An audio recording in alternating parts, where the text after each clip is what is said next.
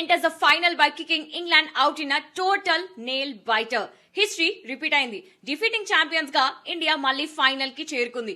వాంకడేలో Sanju Samson explosive innings తో final over high డ్రామాతో England ని 7 runs తేడాతో కొట్టి ఫైనల్ టికెట్ కన్ఫర్మ్ చేశారు. Sanju special innings top class batting తో ఇంగ్లాండ్ బౌలర్స్ ని కొంచెం ఇబ్బంది పెట్టాడు.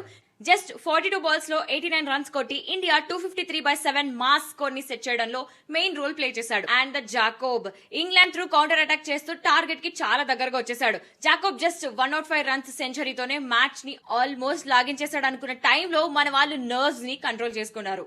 And the final twist is 19th over లో శామ్ కరన్ అవుట్ అవ్వగానే ఫైనల్ ఓవర్ ఫస్ట్ బాల్ కే సెంచరీ హీరో జాకోబ్ ని సంజు శాంసన్ రన్అట్ చేసి మ్యాచ్ ని టర్న్ చేశాడు. Hardik Pandya and Harshdeep tight bowling వల్ల ఇంగ్లాండ్ 246/7 దగ్గర ఆగిపోయింది. So next Sunday March 8 Ahmedabad లో న్యూజిలాండ్ తో final war. Same fire final లో కూడా చూపిస్తే ట్రోఫీ మందే. మీరేమంటారు?